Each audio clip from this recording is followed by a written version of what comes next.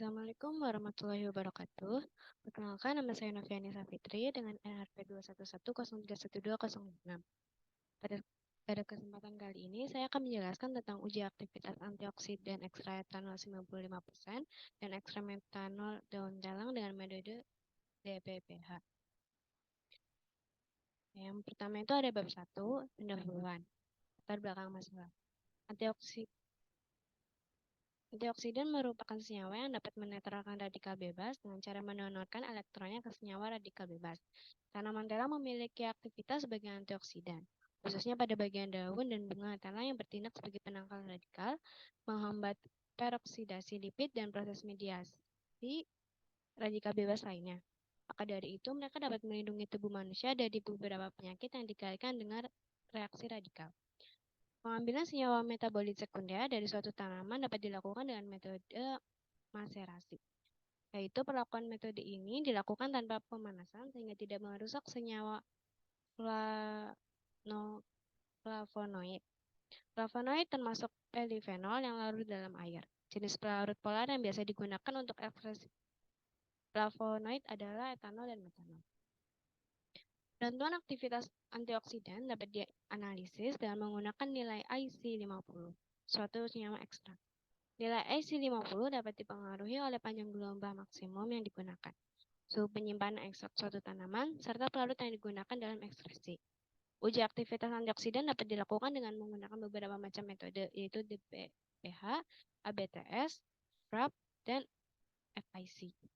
Metode DPPH memiliki keunggulan di mana analisisnya bersifat sederhana, cepat, mudah, dapat digunakan dalam sampel jumlah kecil, sensitif terhadap sampel dengan konsentrasi yang kecil, dan senyawa radikal DPPH yang digunakan bersifat relatif stabil dibanding metode lainnya. Metode DPPH sebaiknya digunakan kontrol positif atau standar pembanding hasil untuk memastikan prosedur yang akan digunakan telah sesuai. Standar antioksidan yang umum digunakan yaitu asam askorbat atau biasa disebut dengan vitamin C. Nah, selanjutnya ada perumusan masalah. Yang pertama itu ada, apakah ada pengaruh dari perbedaan pelarut yang digunakan terhadap kadar aktivitas antioksidan ekstra daun telang? Dan yang kedua ada dari jenis pelarut yang digunakan, manakah yang mempunyai aktivitas antioksidan tertinggi? Tujuan penelitian ini yaitu untuk mengetahui ada atau tidaknya pengaruh dari perbedaan pelarut yang digunakan terhadap kadar aktivitas antioksidan ekstra daun telang, dan untuk mengetahui jenis pelarut apa yang memiliki aktivitas antioksidan tertinggi pada ekstrak daun telang. Batasan masalah pada penelitian ini yaitu yang pertama ada sampel daun telang yang digunakan didapat dari Kelurahan Panggung, Kecamatan Tegal Timur, Kota Tegal. Kedua, daun telang yang digunakan adalah daun dalam kondisi segar yang berwarna hijau tua. Yang ketiga, identifikasi sampel daun dengan menggunakan makroskopik dan mikroskopik. Yang keempat, pelarut yang digunakan adalah etanol 95% dan metanol yang dengan menggunakan metode maserasi. Dan yang terakhir itu ada uji aktivitas antioksidan daun telang dengan perendaman DPPH menggunakan metode spektrofotometri UV vis. Selanjutnya, kita ke bab 2 yaitu tinjauan pustaka. Pertama ada tumbuhan telang. Tumbuhan telang merupakan tumbuhan menjalar yang sering ditemukan di halaman rumah atau pinggir hutan. Tumbuhan telang terutama pada bagian bunganya biasa dimanfaatkan sebagai pewarna alami, tanaman hias, tanaman obat, tanaman penutup tanah, dan tanaman obat. Namun tanaman ini masih termasuk dalam kelompok Underutilis corps. Menurut beberapa penelitian, tanaman telang yang termasuk dalam famili Fabaceae merupakan tanaman multiguna yang mengandung senyawa bioaktif dan berguna sebagai bahan pengobatan serta anti-diabetes, antibakteri, pengencer dahak pada penderita asma bronkitis, alergi, rematik, neuroprotektif, hepatoprotektif, anti-inflamasi, anti-kanker, dan antioksidan. Screening fitokimia pada tumbuhan obat penting dilakukan untuk mengenali senyawa bagi kebutuhan terapeutik serta industri. Hasil analisis fitokimia secara kualitatif penelitian menunjukkan bahwa ekstrak daun telang mengandung protein, karbonat, resin, tanin, saponin, flavonoid, alkaloid, steroid, dan glikosid. Selanjutnya ada simplicia. Simplicia merupakan bahan alamiah yang digunakan sebagai obat yang belum mengalami pengolahan apapun. Simplicia Simplicia dibedakan menjadi 3, yaitu Simplicia nabati, Simplicia hewani, dan Simplicia pelikan atau mineral. Simplicia nabati adalah Simplicia yang berupa tumbuhan utuh, bagian tumbuhan, atau eksudat tumbuhan. Eksudat tumbuhan tertentu dikeluarkan. Eksudat tumbuhan ialah isi sel yang secara spontan keluar dari tumbuhan atau isi sel yang dengan cara tertentu dikeluarkan dari selnya. Atau senyawa nabati lainnya yang dengan cara tertentu dipisahkan dari tumbuhannya dan belum berupa senyawa kimia murni. Simplisa hewani adalah simplisa yang berupa hewan utuh. Bagian hewan atau zat-zat berguna yang dihasilkan oleh hewan dan belum berupa zat kimia murni. Yang terakhir adalah simplisa pelikan atau mineral adalah simplisa yang berupa bahan mineral yang belum diolah atau telah diolah dengan cara sederhana dan belum berupa zat kimia murni. Selanjutnya ada ekstraksi. Ekstraksi merupakan suatu proses pemisahan kandungan kimia dari jaringan tumbuhan ataupun hewan dan menggunakan penyakit tertentu. Dari ekstraksi ini didapatkan berupa hasil ekstrak. Ekstrak adalah sediaan padat yang diperoleh dengan cara mengekstraksi zat aktif dengan menggunakan pelarut yang sesuai.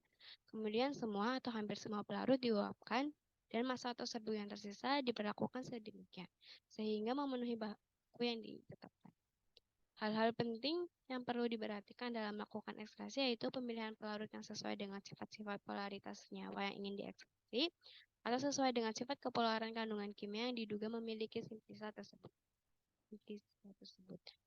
Hal yang perlu diperhatikan adalah ukuran simplicia harus diperkecil dengan cara peranjangan untuk memperluas sudut kontak lapis dan simplicia. Tapi jangan terlalu halus karena dikhawatirkan menyumbat pori-pori saringan sehingga menyebabkannya sulit dan lama untuk diekstraksi. Selanjutnya ada maserasi. Maserasi merupakan cara penyaringan yang sederhana yang dilakukan dengan cara merendam serbuk simplicia dalam cairan penyaring.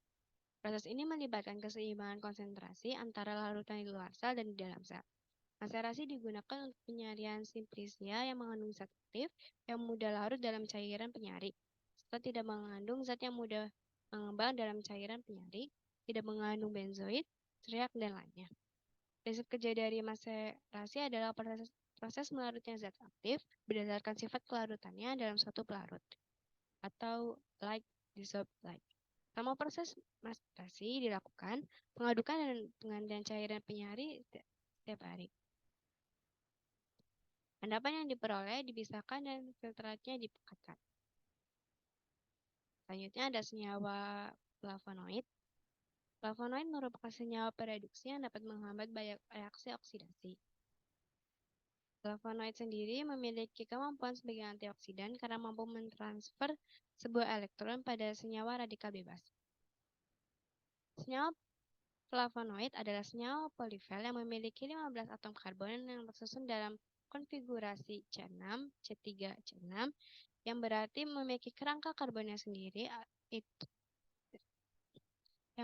kerangka karbonnya terdiri atas 2 gugus C6 atau cincin benzea terdistribusi yang disambungkan oleh rantai alifatik 3 karbon. Flavonoid adalah kelas senyawa yang disajikan secara halus di alam yang hingga saat ini lebih dari 9.000 flavonoid telah dilaporkan. Flavonoid termasuk dalam famili polifenol yang larut dalam air. Senyawa ini terdapat pada tumbuhan dalam bentuk glikosida yang berikatan dengan gula sehingga bersifat polar. Larut polar yang biasa digunakan untuk ekstraksi flavonoid adalah etanol, metanol, etil asetat, aseton, air, dan isopropanol. Selanjutnya ada kromatografi lapis tipis. Kromatografi lapis tipis atau KLT merupakan metode pemisahan komponen atas dasar perbedaan adsorb atau partisi oleh fase diam di bawah pengaruh gerakan pelarut pengembang atau pelarut pengembang campur. Pemilihan pelarut pengembang sangat dipengaruhi oleh macam dan polaritas zat-zat kimia yang dipisahkan.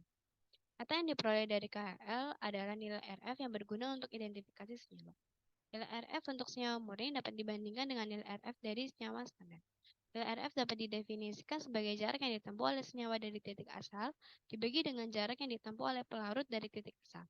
Oleh karena itu, bilangan RF selalu lebih kecil daripada 1. Next ada spektrofotometri UV. Spektrofotometri UV phase adalah pengukuran panjang gelombang serta intensitas sinar ultraviolet dan cahaya tampak yang diabsorpsi oleh sampel. Spektrum UV phase hanya memiliki sedikit informasi tentang struktur yang bisa didapatkan. Tetapi spektrum ini sangat berguna untuk pengukuran secara kuantitatif.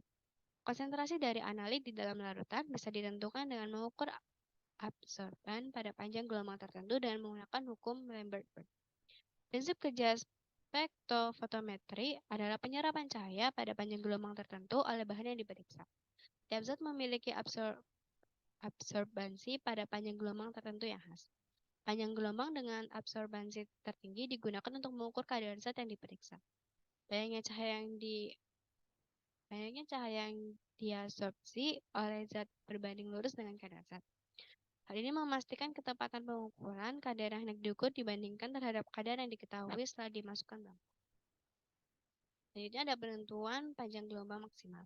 Panjang gelombang maksimal yang digunakan untuk analisis kuantitatif adalah panjang gelombang yang mempunyai absorbensi maksimal. Untuk memilih panjang gelombang maksimal dilakukan dengan membawa kurva hubungan antara absorbansi dengan panjang gelombang dari suatu larutan baku pada konsentrasi tertentu. Beberapa alasan mengapa harus menggunakan panjang gelombang maksimal, yaitu yang pertama ada panjang gelombang maksimal, kepekatannya juga maksimal karena pada panjang gelombang tersebut perubahan absorbansi untuk setiap satuan konsentrasi adalah yang paling besar. Dan yang kedua adalah di sekitar panjang gelombang maksimal bentuk kurva absorbansi dasar dan pada kondisi tersebut hukum Lambert-Earth akan terpenuhi. Yang selanjutnya itu antioksidan. Antioksidan dalam pengertian kimia adalah senyawa pemberi elektron dan secara biologis antioksidan merupakan senyawa yang mampu mengatasi dampak negatif oksidan dalam tubuh seperti kerusakan elemen vital sel tubuh. Keseimbangan antara oksidan dan antioksidan sangat penting karena berkaitan dengan kerja fungsi sistem imunitas tubuh, terutama untuk menjaga integritas dan berfungsinya member lipid, protein sel, dan asam nukleat serta mengontrol transaksi sinyal dan ekspansi gen dalam sel imun. Tubuh manusia secara alami memiliki sistem antioksidan untuk menangkal reaktivitas radikal bebas secara berkelanjutan. Namun jika jumlah radikal bebas dalam tubuh berlebih, maka dibutuhkan antioksidan tambahan yang diperoleh dari asupan makanan, yaitu vitamin C, vitamin E, flavonoid, dan karotin. Dan ini ada bab 3, yaitu metode penelitian. Untuk waktu dan tempat penelitian, pada penelitian ini itu diambil di Kelurahan Panggung, Kecamatan Tegal Timur, Kota Tegal. Dan untuk waktunya sendiri, penelitian pengambilan data itu dilakukan pada tanggal 20 Juni 2022 sampai 30 Juni 2022. Untuk sampel penelitian, itu pada penelitian ini menggunakan teknik sampling berupa propulse sampling. Teknik ini yaitu teknik pengambilan sampling yang digunakan dalam mempertimbangkan atau kriteria tertentu sehingga didapatkan sampel yang sesuai dengan persyaratan yang diperoleh data penelitian yang akurat. Pada sampel penelitian ini yaitu daun talang yang digunakan diambil dalam kondisi segar yang berwarna hijau tua. Untuk variabel penelitian ini itu ada 3. Itu yang pertama variabel bebas. Yang variabel bebas ada variabel yang mempengaruhi variabel lain yang sifatnya berdiri sendiri. Variabel bebas dalam penelitian ini yaitu perbedaan jenis pelarut berupa etanol 95% dan metanol. Yang kedua ada variabel terikat. Variabel terikat adalah variabel yang dipengaruhi oleh variabel lain yang sifatnya tidak dapat berdiri sendiri. Variabel terikat dalam penelitian ini yaitu aktivitas antioksidan pada daun talang. Yang terakhir adalah variabel perantara, yaitu variabel yang dibuat konstan untuk menjembatani pengaruh variabel bebas dan variabel terikat. Variabel perantara dalam penelitian ini yaitu metode ekstraksi maserasi dan metode spektrofometri UV phase dengan larutan DPPH. Untuk flowchartnya sendiri bisa dilihat pada PPT. Dan untuk langkah penelitiannya itu yang pertama ada studi literatur. Studi kepustakaan yaitu langkah pertama yang dilakukan oleh peneliti untuk menetapkan topik penelitian dan mengkaji teori yang berkaitan dengan topik penelitian. Teori yang didapatkan ini dikumpulkan dari berbagai sumber kepustakaan, misalnya buku, jurnal, majalah, hasil penelitian berupa tesis dan disertasi, serta sumber lainnya. Yang kedua itu ada perumusan masalah. Perumusan masalah sendiri itu terdiri dari pertanyaan-pertanyaan yang disusun sesuai dengan masalah yang ingin diteliti, sehingga didapat jawaban melalui proses pengumpulan dan penelitian data. Yang ketiga itu ada tujuan penelitian. Tujuan penelitian adalah jawaban dari pertanyaan mengapa penelitian ini dilakukan. Adapun tujuan dari penelitian ini yaitu untuk mengetahui ada atau tidaknya pengaruh dari perbedaan pelarut yang digunakan terhadap kadar aktivitas antioksidan ekstrak daun telang dan mengetahui jenis pelarut apa yang memiliki aktivitas antioksidan tertinggi pada ekstrak daun telang. Yang keempat itu ada metode penelitian.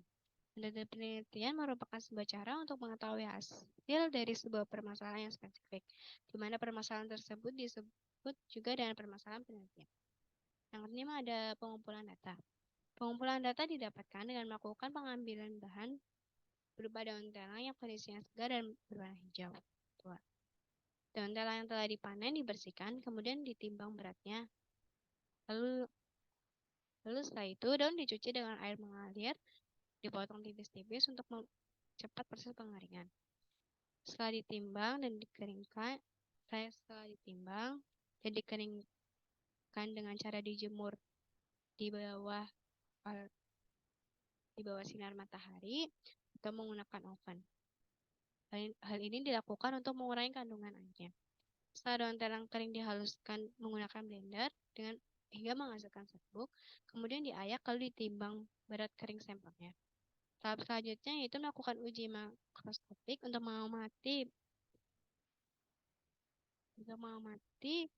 organoleptik terhadap bentuk, warna, bau, dan melakukan uji mikroskopik untuk mengamati fragmen-fragmen dengan menggunakan mikroskop. Yang terakhir itu ada membuat ekstrak etanol 95% daun telang dan membuat ekstrak metanol daun telang. Yang keenam itu ada pengolahan data. Data yang sudah terkumpul kemudian diolah menggunakan rumus perhitungan randoman ekstrak untuk selanjutnya dilakukan uji bebas etanol, uji flavonoid, uji kromatik, lapis tipis, dan uji antioksidan. Dan terakhir itu ada tahap analisis data. Data yang sudah diolah kemudian dianalisis dengan menjelaskan secara detail. Penentuan aktivitas antioksidan dan menggunakan metode DBPH dinyatakan dengan nilai perendaman DBPH atau persen inhibisi. Dengan semakin besar nilai perendamannya, maka semakin besar juga nilai antioksidan dalam ukuran presentasi. Sekian untuk presentasi dari saya, kurang lebihnya mohon dimaafkan. Wassalamualaikum warahmatullahi wabarakatuh.